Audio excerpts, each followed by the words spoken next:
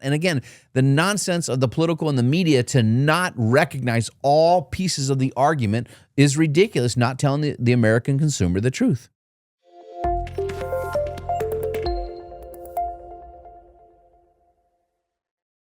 Welcome to Retire Smart with David Brooks. I'm Chip Maxwell. Well, David, you and, a team, Evan Marshall, our in-house CPA, Mike Schudel, our financial advisor, who also is our resident authority on estate planning.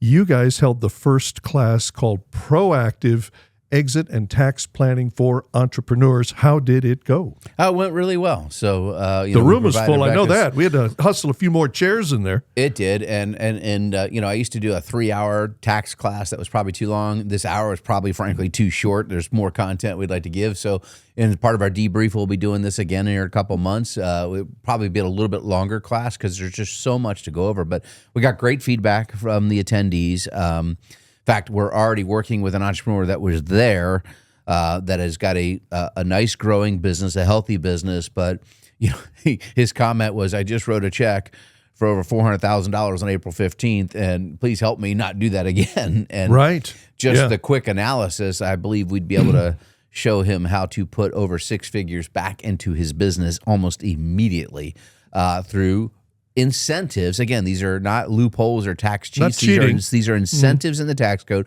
to stir economic activity. And with his plans to continue to grow this business, there was a couple strategies that came right to the forefront. So again, you don't know what you don't know, but if you know a business owner, have them get on Evan Marshall's, our CPA's calendar to talk about what proactive tax planning can do for you. He's with our division called Tax Smart. This, of course, is one of our more than, I've lost track, David, 120, 130, 140 classes, workshops, events that we're offering over the course of the year. So stay tuned, and we'll alert you when the next entrepreneur class is coming up. All right, David, tariffs dominating the economic and financial news, and what's on, what's off, what has happened, what might happen. This could spark inflation. Consumer prices could rise. This could hurt markets, export markets for agricultural folks in Nebraska and the Midwest. We know the downside. Now, I want to hit you with the other side of the coin here. We've got a few headlines. Well, here's the first one. This is from CNBC. IMF, that's the International Monetary Fund. IMF forecasts U.S. fiscal deficit will dip in 2025. Thanks to higher tariff revenue. Well, that is not something we often see in the news, a reduction in the deficit. Do you think the analysis is accurate? And perhaps this is the good side, the glass half full side of the tariff equation. Well, yeah, so we collected a pretty good chunk of revenue the first month already that these new tariffs were in place. And now we collect tariffs every month. And again, people seem to think that this is something new. Tariffs have been around a long time. In fact, Trump enacted a few tariffs, and Biden kept them, right, on China in particular. And those tariffs are still there, and some new ones have been added. And we've increased the revenue by about 40% the first month these new tariffs are in there. So that goes directly to reduce our deficit spending. Now, that's not reducing our debt. We are still deficit spending. And sometimes the news, the politicians like, hey, I reduced the deficit. Didn't reduce the debt. The deficit is the amount, the yearly number. The debt is what we owe. We've accumulated because of previous deficits. And again, I believe the messaging, they messed it up. How this Liberation Day came about, obviously that.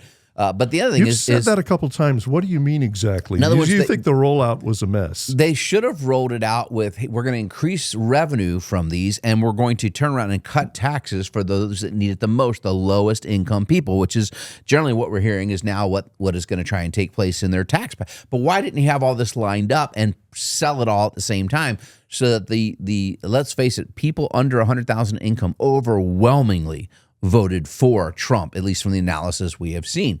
So that is who they're trying to target with this. They're trying to target those who do not have a ton of assets, et cetera, the highest income components. They're trying to appease the very blue-collar-ish voter that brought this administration to office. And he's got a cabinet full of Democrats, et cetera, that are not, this cabinet looks nothing like this, but yet the media, the far left, are just attack every day on social media. Elizabeth Warren, oh, he's trying to cut Medicare, Medicaid. There's not been one proposal, not $1 proposed to be cut from Medicare, Social Security, Medicare, anywhere. Yet it's constant that people are being bombarded with this message. And so here you are, they're trying to raise revenue, but again, they did not time it right. They didn't have all the package together, and they should have done it. Now what we're hearing behind the doors is India has already lined up a deal.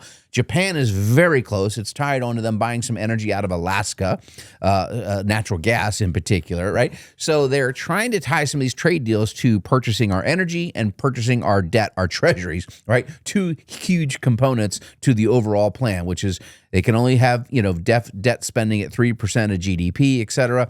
There are things they're trying to accomplish, and we're making some progress. The other side of the coin, they're again, oh my gosh, he's killing your 401k. The markets are down about 6% year to date.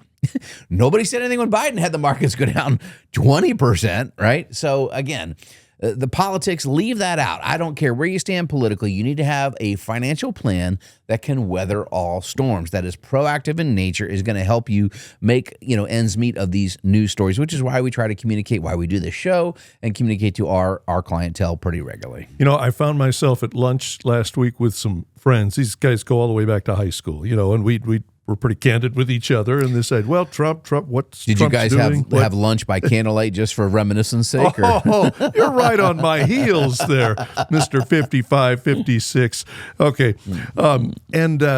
So people are kind of sounding off on Trump, and I said, ask me that question a year from now.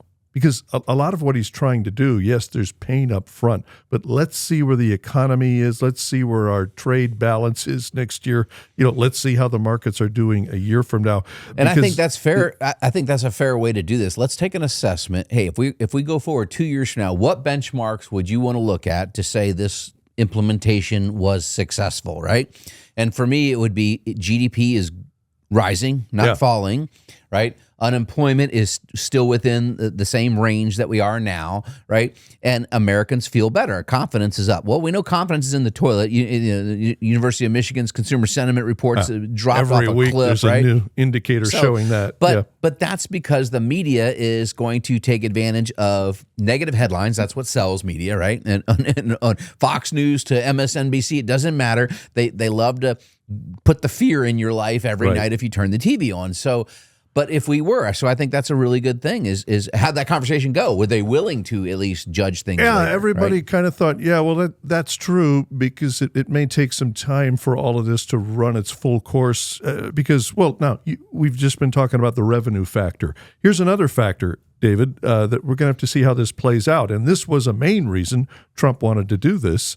I'm going to hit you with two headlines actually from Fox Business. The first one is IBM announces $150 billion investment in the U.S. And then a subsequent headline from Fox Business, these companies have announced their intention to increase U.S. manufacturing amid Trump's first 100 days. David, let me just run through this list really quickly. Taiwan Semiconductor, so the chip company that's in the middle of all the new action and AI and so forth. Taiwan Semiconductor, $100 billion. Eli Lilly, it's going to double its American manufacturing to $50 billion. GE Aerospace, $1 billion. Apple, $500 billion. Hyundai, $21 billion. NVIDIA, no dollar amount, but 1 million square feet of manufacturing space for AI supercomputers. I think that's going to be in Texas.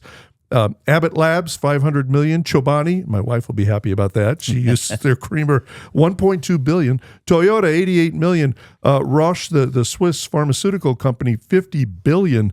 This is real money. This is real investment in American manufacturing. Boy, if this all plays out, things are going to look very different a year from now. Well, and yes, that's good. The downside of that is these investments may not have all the jobs affiliated just in a year, which is why I said you got to give this even more time. Well, that's true. Some of these are 4 or 5 year phase-ins. However, if they do come through, then that would be an amazing uptick in our economy and production in the U.S. And you mentioned some key things in there, right? So the companies you mentioned were related to pharmaceuticals, AI technology, computing, semiconductors, these are all strategically very important to be manufactured in the U.S. from a national security point of view. On top of that, this week, Chip, Apple, and I didn't get a chance to send you the story, Apple announced they're moving all their manufacturing for U.S.-based iPhones out of China and over into the neighboring country of India. The next 18 to 24 months. So, in other words, and the reason is they don't want to pay tariffs, China-based tariffs. They think they're going to stick around for a little while. So they are trying to appease this current administration in some way, shape, or form. Now, can they really do it? I don't know. Well, logistically, the point here is, and again, this is why Trump wants Greenland so bad, is what we call rare earth minerals, rare earths as they're referred to in our industry.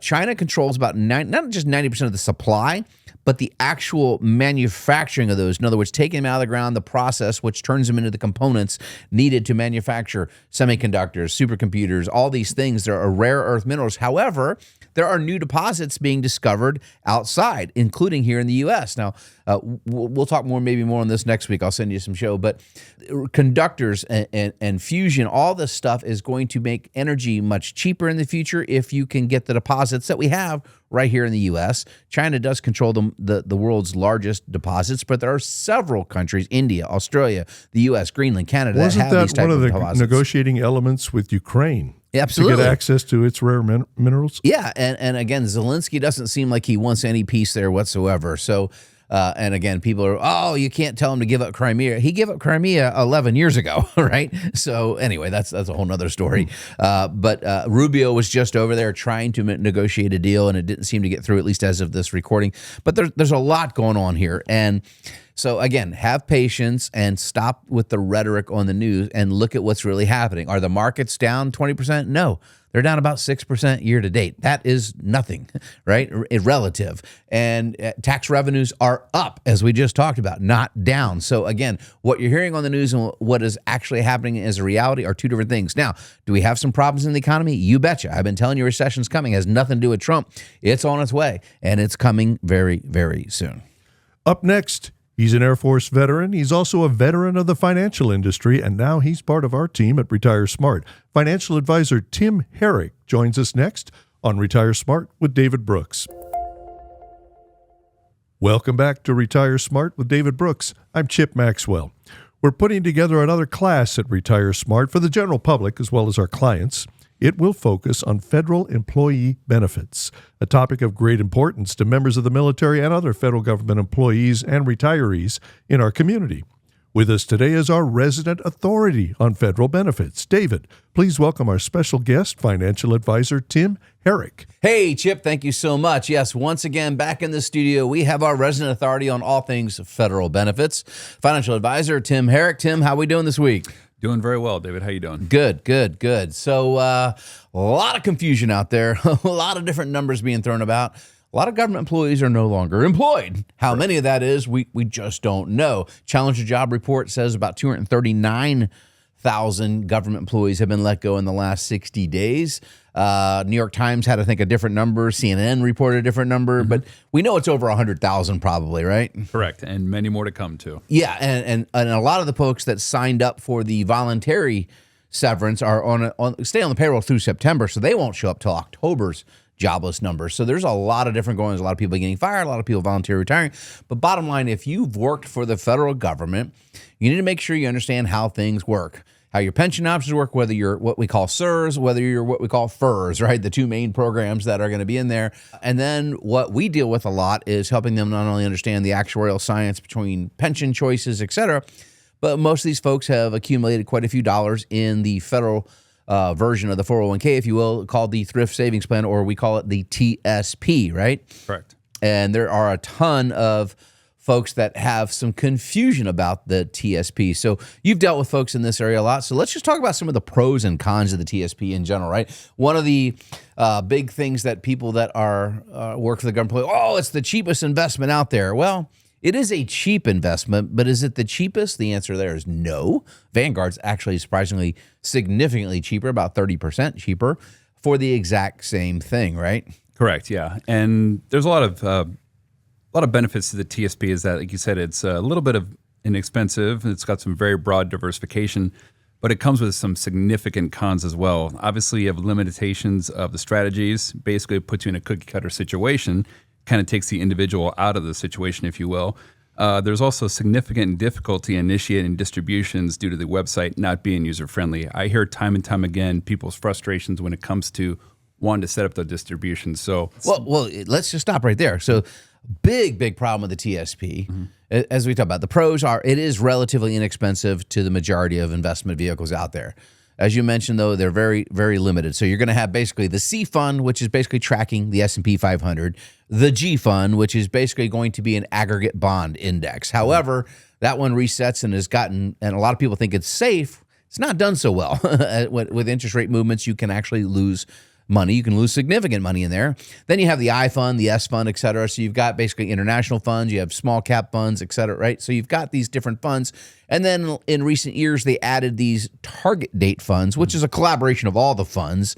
And they're trying to weight this to be less aggressive. However, some people found it didn't actually work out. But what I want to get back to is the point you talk about distribution. When you go in to try and take a distribution, the TSP does not allow customized distribution. In other words, when we set up a retirement plan, we have all these different buckets of money, tax deferred, tax free, taxable, and then we allocate assets based on timeframes. And when you're taking income every month, we have a predetermined bucket. We're going to only withdraw income from that bucket, not your aggressive stock bucket, where when it comes to TSP, it takes it across the board no matter what. If you want $1,000, it's going to sell a little bit of everything inside of your account, right? correct. It doesn't discern as to where you're going to take those distributions from, so it takes you out of the driver's seat, if you will, and you are at a significant disadvantage as a result. And this can harm your returns significantly during the distribution phase of your life. In other words, if you're not controlling where the distributions flow from, you are going to, it's just like dollar cost averaging works on the way up, but blanket distributions absolutely crush you in the decumulation phase or the income phase of your life. Correct, yes. And so oftentimes we'll recommend folks understand, hey, if you rolled those dollars to an IRA, you may potentially benefit, not only from having a distribution sequence set up to your liking, but also there's some tax savings opportunities that come into play, right? Correct, yes. And that brings me to my second point is that people will often go to the TSP annuity situation where it does provide a fixed number for your retirement future, but ultimately does not allow for the Roth conversions that we are a big fan of because it limits your tax-free in the future as well. Well, not only that is you're locking in your income and it's not going to inflation adjust. That annuity does not adjust. It's set it and forget it. That monthly payment, what it is today, will not give you the same spending power 10 years from now or 20 years from now. In fact, it'll be cut in half over 20 years. Correct. You are not participating in the growth of the U.S. economy. You are capping your retirement goals, if you will. Now, I'm not a big fan of guaranteed annuity payments just in general. However, for some people, it does make sense. Some people like the guaranteed income, but that usually comes at a cost. And it's the same thing with the TSP. You are giving up the growth of these assets to buy this guaranteed income stream. That money is now locked into the annuity, where there are private carriers, and we can shop them. We deal with over 40 different carriers, and we can probably buy you, if that's what you want, higher guaranteed income. Although, again, sometimes I caution people from doing that. Mm-hmm. Absolutely. And Uncle Sam wants you to go to the TSP annuity because you're not participating in that guaranteed growth for the future. Yeah, and they're keeping the assets in there, which they want to keep under their control. But anyway, so if you're a federal employee out there, whether you don't plan on retiring for 10 years in the future or you're nervous or scared with the Doge, if you will, that's going on, we're going to be going through some massive changes in the government. Again, this has nothing to do with politics. It has to do everything to do with $36.8 trillion in debt. And can we continue to fund jobs in areas that are not what some people would consider essential to our federal government's constitutional duties? And this is where, again, people need to make sure they understand, will my job be here? And it may not be here, even if it makes it through this year, it may not be here 5 years from now, right? Correct. So what recommendations would you make for those folks that are sitting there right now, a little nervous, that are working for the federal government? What should they be doing? They should ultimately be contacting a financial advisor to learn what their future is going to look like based on what they're currently doing. Obviously, the job situation is very, very in flux, but having a plan in place will take a lot of the uncertainty and the concerns out of the future, if you will. So it's inspiring a lot of people to have these very comprehensive conversations, which is a net benefit to the individuals. Well, you've been having a ton of these conversations every week with folks, I mean, not just here in the Midwest, but all over the country, really, right? Correct. I have about 30 to 40 appointments every single week with individuals from Alaska to Germany to Georgia to California. So Tim is is kind of our resident authority, as we said, on everything federal benefits, helping you understand how to navigate the world of federal benefits, the annuity, the TSP, your pension calculations, your benefits for healthcare, all these things and more are what make up a holistic plan. Now, we call our financial planning proprietary system the SMART plan, and it absolutely translates perfectly to those federal employees. So if you're a federal employee out there, we are going to have a class coming up. We don't have the dates for that yet, but if you're concerned and you would like to schedule just a 15-minute discovery call with Tim, we would be happy to set that up. And so they can just give us a call and we'll get them on your calendar. We have a calendar link we can probably send out to them to schedule time. Is that how we're operating your calendar right now? I don't even know. Yes, they pick the times that work best for them, and I'm happy to have those conversations and answer the questions. Very good. Hey, we are out of time for this segment, folks. So again, if you or you know a loved one or a friend that is working for the federal government and is a little nervous with what's going on, we'd be happy to set up that discovery call and have them chat with Tim about all things government-related retirement. Chip, what do we have next? Up next, you have questions. David Brooks has answers. Q&A is next on Retire Smart with David Brooks. Welcome back to Retire Smart with David Brooks. I'm Chip Maxwell. Into the Q&A we go. David, the first question is about taxes. I'm 65 and look forward to retiring in 2 years. If I'm not working anymore in retirement, my income taxes go away, right?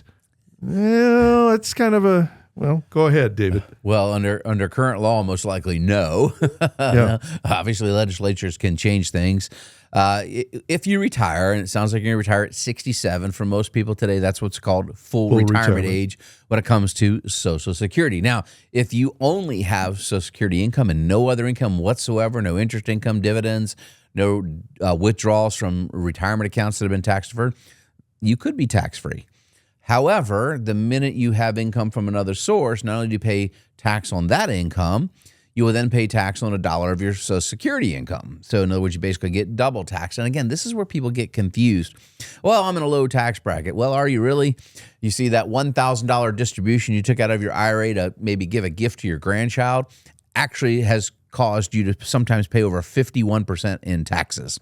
We show this all the time. Because you get taxed on the withdrawal and then it triggers a tax on your Social Security? Correct. Yeah, there's that double whammy. Yep. Oh, my goodness. And if you happen to already be on Medicare and you had too much income, you could create other taxes. So that's again, the IRMA problem, isn't it? Yeah. So no, unfortunately, you're probably not tax-free unless you've proactively set up a tax plan. Now, we potentially could get you to a 0% tax bracket. In fact, almost 4 out of 10 prospective clients that come meet with us, we can eventually get them to a 0% income tax bracket, but it does not happen overnight. It typically is going to take 4 to 6 years of a rigorous planning to show you how to efficiently move money from one tax bucket to the other. There's only 3 kinds of money, folks, when it comes to the IRS. There's taxable, tax deferred, and tax free. Which one do you want?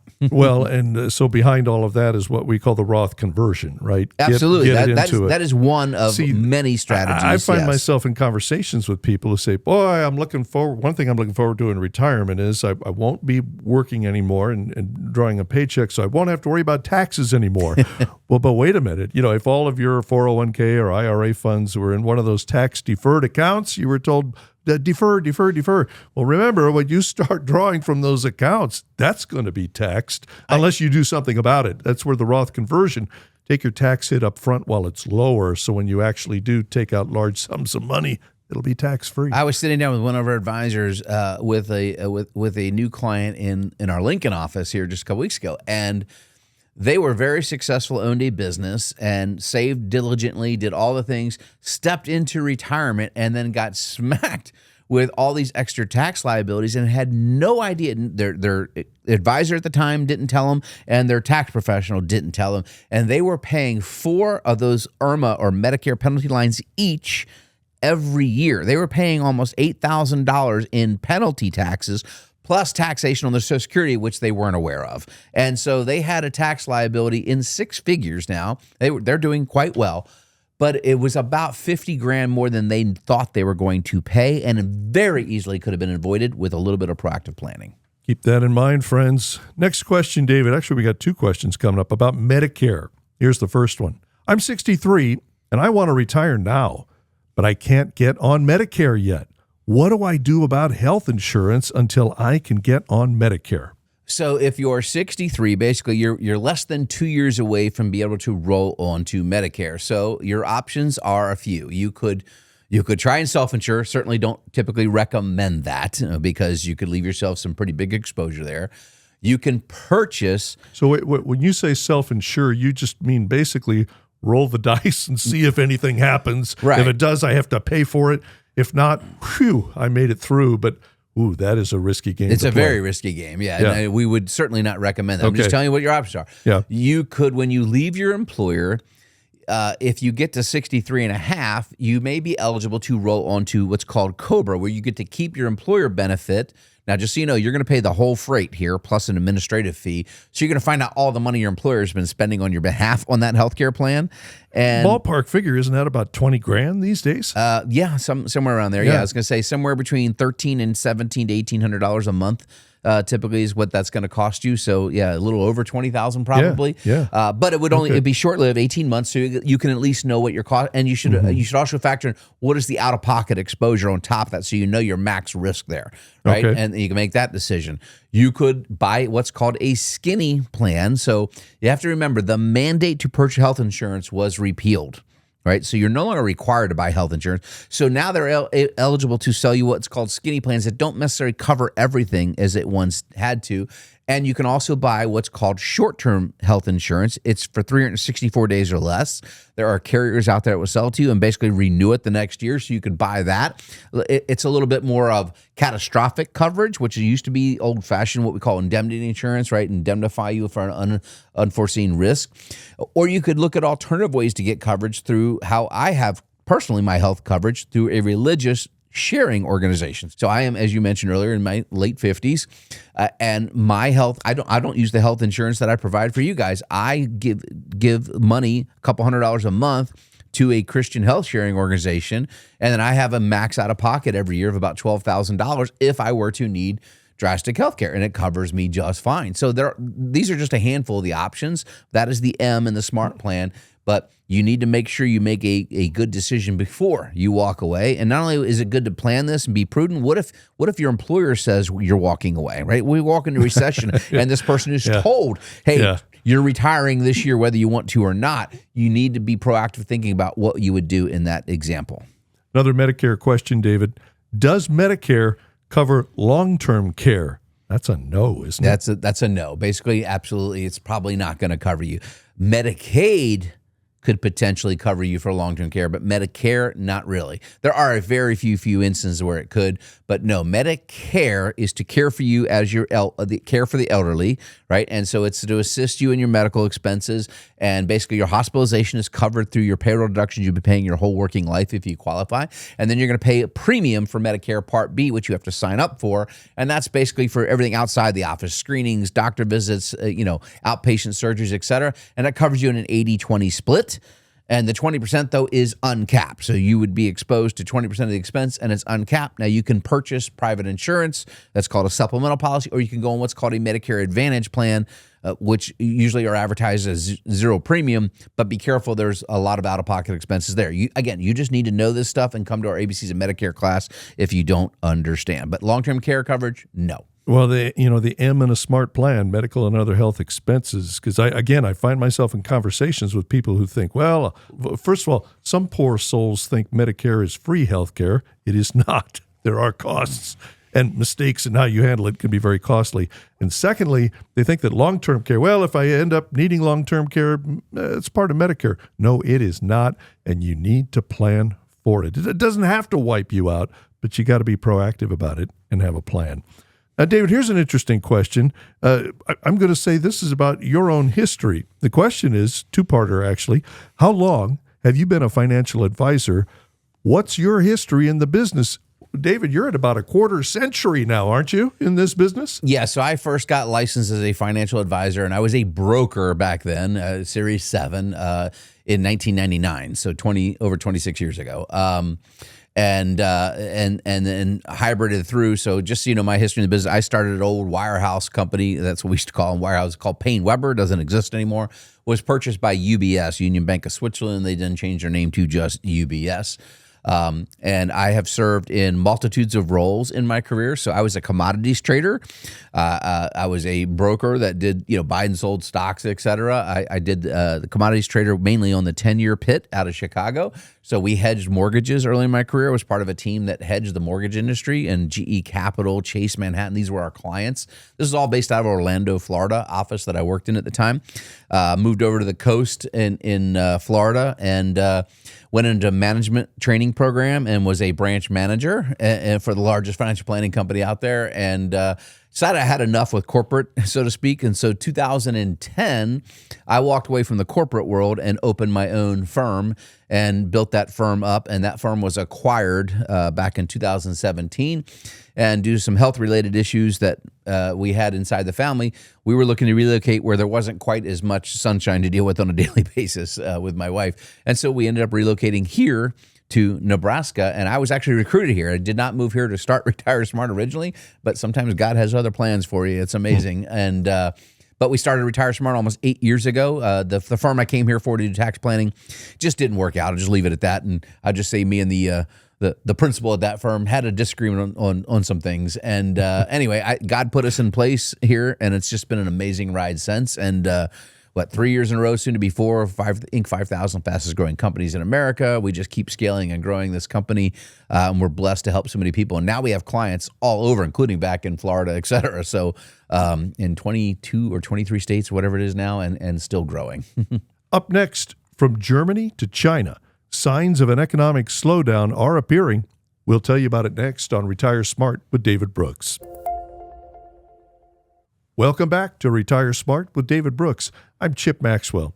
David, you sent the team a chart, and it's a chart on German GDP, gross domestic product, year over year, going back to the reunification of East and West Germany after the Cold War. You're saying this is the longest recession Germany's experienced since reunification? Yeah, so Germany was the leader in Europe for I think of Germany as this dynamo of European prosperity. It was the financial engine of Europe for the last couple of decades, but they have just their political bias towards socialistic versions of programs has just run them amok, and now they're in their seventh quarter of negative growth, and that is a long time, and especially with what's going on. And so Europe is almost becoming uninvestable. It really is. It's a great destination. A lot of people like to go over there and travel, and the dollar was stronger in the last couple of years, so it was actually relatively cheap to visit Europe. If you weren't aware, dollar's gotten a little weaker, so a little more expensive this year. But Germany, if Germany's not growing, the EU is not growing. I need to be clear, right? Because France is the second biggest economy over there behind Germany, and France, 73% of their GDP comes from the government. You can't grow. That's impossible. And government doesn't create growth. It takes from. It's every dollar the government, and again, we just need to have basic economics lesson. Every dollar a government takes from its citizenry to provide services, right, is a dollar they've taken that you can't spend, right? And it's out of circulation. They create government jobs. Who's paying for those jobs? The tax base, right? Yeah. Again, so this is a sign to tell you that they are not in very strong negotiating standpoint when it comes to the tariffs, et cetera, and they're putting all this rhetoric out, et cetera. But listen, their economy, the numbers don't lie. And on top of this, I didn't put it in the article, but as of this recording, right, we just had Canada run farther to the left where they had a socialist candidate win who's even further left than Trudeau was, right? So now the new prime minister of Canada is going to be pushing more socialist problems, which is going to benefit the U.S. The further these countries run to socialism, the more our capitalistic nature here in a democracy is going to look like a beacon of sunshine, regardless of what you see in the near term. Because at least here, hard work is going to be, at least it should be, rewarded, right? So anyway, not a really good sign there for what we see there. The globe is slowing down drastically. Well, David, speaking of leverage when it comes to trade negotiations, you also shared with the team a couple interesting charts here. Number of container ships sailing from China to the U.S., the vessel count plummeting, and then outbound tender volume. I think that means trucks leaving the L.A. area, taking products out to the USA. Some serious decreases in both of these indicators. I mean, your message to the team was you may want to stock up on essentials if you haven't already. Yeah, so what happened here is you see on both these charts, if you are watching on YouTube, you can see an increase, right? A short-term increase that was preparing for said tariffs. So people were purchasing more goods and services, ordering more supplies. Well, the last of those ships is already basically hit the port here in the U.S. So from China, Port of L.A., massive ports there to inbound a lot of goods, and so the disbursement is happening, and so now the trucks leaving L.A. are going down. The ships that are leaving China to put more goods in our ports are going down, and so yeah, you're going to see a lot less product hit shelves, and this is going to create some havoc. However, demand was dropping prior to this, so it's not just the tariffs.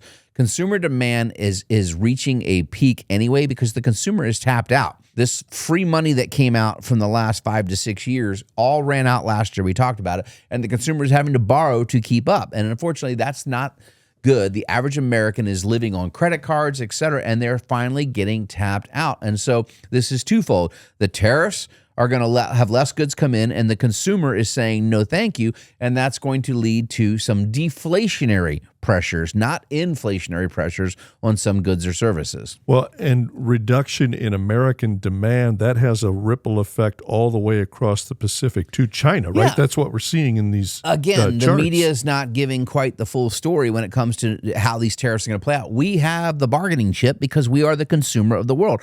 36.2% of all consumption of all goods on the globe come from America. Chip, we're just 4% of the population of the world. 4% of the population, yet we consume well over a third of all goods and services. So these countries that want to import goods need us way more than we need them. And China is in an extremely bad situation financially, and it's not getting any better. Well, right before we sat down to record the show, you told me that Apple is moving all of its China operations to India. Is that Yeah, right? They announced all not 100% of their, but all their operations for the phones that are targeted to come to the U.S. For the products they want to manufacture afar and import to the U.S.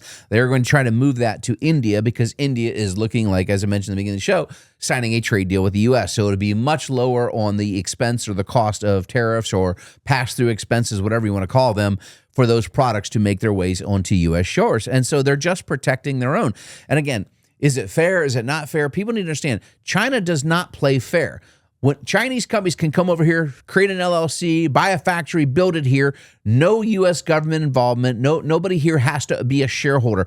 You cannot do the same in China. They must be a 51% venture partner in your company in China. So, and again, we won't have time to get into this today, Chip, but maybe it's a whole nother show or segment. China was allowed to join the World Trade Organization a couple of decades ago, right? They didn't come in as a developed country. They came in under the guidance of what we call a developing country. So they get special rules. They are allowed to charge tariffs, unlimited tariffs, to help benefit a developing country. They are not a developing country. They are a fully developed economy. They have more, they have 1.4 billion people, and this is nonsense. So that's why the World Trade Organization, Trump is pushing back. Sorry, you guys, we have to at least be on a fair trading stance, a fair playing field, and we're not. And again, the nonsense of the political and the media to not recognize all pieces of the argument is ridiculous, not telling the American consumer the truth. Let's shift gears and bring it back home, David. Last week, we had an extensive discussion about the real estate market, the housing market, rental and home purchases. And now you shared a follow-up item this week with the team, number of unsold homes for sale. So a few years ago, it was the price of homes that was skyrocketing. Now, apparently, it's the inventory of unsold homes that's skyrocketing. Yeah, and again, what happens is when you have oversupply, demand drops. And so the seller has to be willing to drop its price to get the property moved, and that is not what's happening yet. So the inventory is going to continue to increase, and finally, if you have to sell, you're going to have to cut your price, and we're already seeing that shift. It is becoming a buyer's market, not a seller's market. We've been in a seller's market for a long, long time now. Now we're shifting into a buyer's market, and again, you have leverage if you're the buyer, and the average person is having to discount the price of their home listing price by about 5.6% right now to get it moved. And the days of listing your house at 5 p.m. and having multiple offers at 8 p.m. are long gone. In fact, now we see people listing the home, taking it back off the market, listing it again at a 10% discounted price, taking it back off the market over and over again. And it's not going to get better in the near term. So housing market is going to go through a major correction, especially in markets where it got hyperinflated the last few years. So if you thought you wanted to sell, you just have to wait. You have to wait for another year or two. Everybody's situation is different, right? So you may, like I said, I sold a bunch of properties. We talked about it on the air last year, knowing this was coming. Still own several pieces of real estate, and I don't need to sell them. But there's going to be opportunity to buy real estate cheaper, at least in my humble opinion, in the near future, next year. Final item for this week, David. Another chart you shared with the team. Over 11% of credit card holders are making only the minimum payment. Apparently, that's the highest such number in history.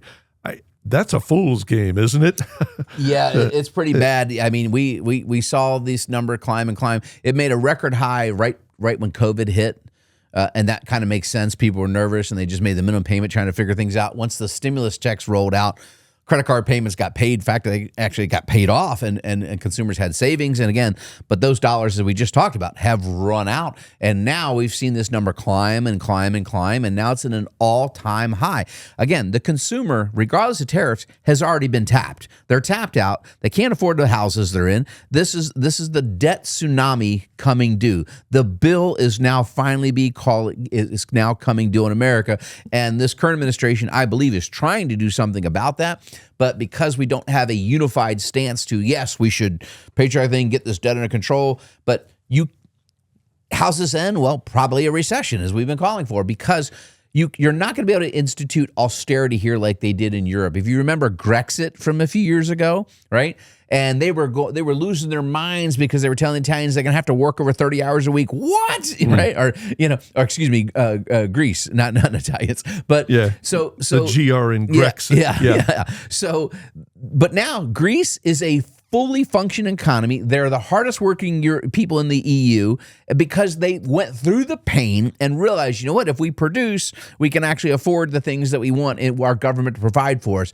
We have to go through that day of reckoning here, and that's going to be some measure of austerity, which means we have to deal with the entitlements, et cetera. It doesn't mean we're going to cut anybody's benefits, but we have to talk about who gets the benefits, and that's what we see with DOGE right now. A lot going on, a lot to contemplate. If you don't have a plan to weather the storm, we might be able to help you out with our report card. I'll leave it at that. Perfect place to finish. That'll do it for this week, folks.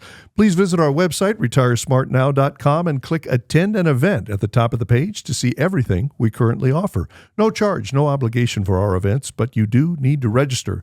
You can do it online or by calling 402-369-7777. David, bring us home. Hey, have a blessed and prosperous week. We'll talk to you next time. Thank you for listening to Retire Smart with David Brooks. I'm Chip Maxwell. For David Brooks and the entire team at Retire Smart, have a great week.